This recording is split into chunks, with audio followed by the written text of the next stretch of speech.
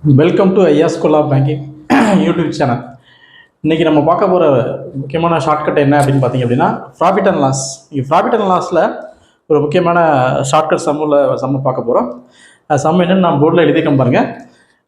A shopkeeper sold the bike at a profit of 12%. If he sold the bike for his 2,700 more than its actual selling price, then he obtained a profit of 30%. Find the cost price. அதாவது என்ன சொல்லியிருக்காங்கன்னா, a shopkeeper sold the bike at a profit of 12%. ஒரு shopkeeper என்ன பண்ணியிருக்காருன்னா, ஒரு பைக்கை வந்து 12% ப்ராஃபிட்டில் வர்ற மாதிரி அந்த பைக்கை விற்றுருக்காரு. Okay, if he sold the bike for his 2,700 more than its, அதாவது என்ன சொல்றாருன்னா, அவர் எவ்வளவு வித்துருக்காரோ அதுல இருந்து ஒரு 2,700 rupees எக்ஸ்ட்ரா, அவர் எவ்வளவு வித்தது அமௌண்ட்டோட சேர்த்து 2,700 rupees எக்ஸ்ட்ரா வச்சு வித்திருந்தாருன்னா, then he obtain the profit of 30%. அவருக்கு வந்து அந்த 12% ப்ராஃபிட் கிடைக்கிறதுக்கு பதிலாக 30% ப்ராஃபிட் கிடைச்சிருக்கும் அப்படின்னு சொல்ல வராங்க. சரியா, 30% ப்ராஃபிட் கிடைச்சிருக்குன்னு சொல்ல வராங்க. ஓகே, அப்போ நான் ஃபைண்ட் த காஸ்ட் ப்ரைஸ். அப்போ அதனுடைய காஸ்ட் ப்ரைஸ் என்ன அப்படின்னு கேட்டுக்கோங்க. பொதுவாக ப்ராஃபிட் காஸ்ட் ப்ரைஸ் ஆல்வேஸ் 100% இருக்கும். காஸ்ட் ப்ரைஸ் வந்து எப்போதுமே 100% இருக்கும். ஃபர்ஸ்ட் இனிஷியலாக ப்ராஃபிட் ஆஃப் 12%. அவர் வித்ததெல்லாம் 12% ப்ராஃபிட்ல வித்துருக்காரு.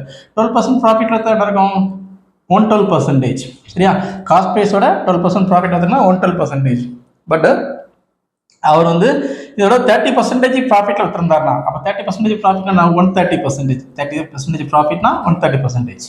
அப்போ ரெண்டுக்குள்ள டிஃபரன்ஸ் தான் 2,700. ரெண்டுக்குள்ள டிஃபரன்ஸ் தான் 2,700.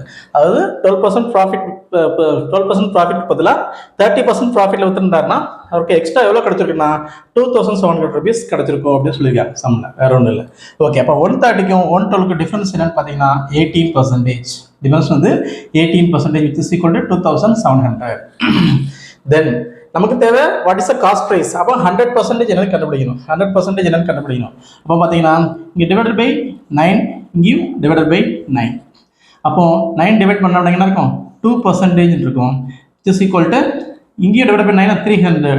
2% which is equal to 300. அப்போ நமக்கு தேவை எவ்வளவு? 100%. நமக்கு தேவை 100%.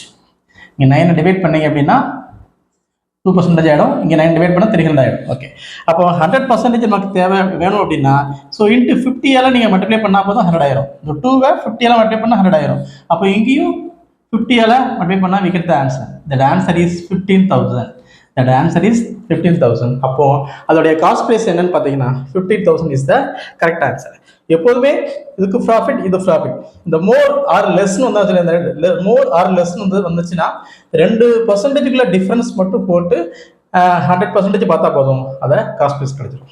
இது மாதிரி ஷார்ட்கட்டுடைய வேற சம்ஸ் ஃபர்தராக வீடியோ வேணும்னா மறக்காம இந்த வீடியோ சப்ஸ்கிரைப் பண்ணுங்க. தேங்க்யூ.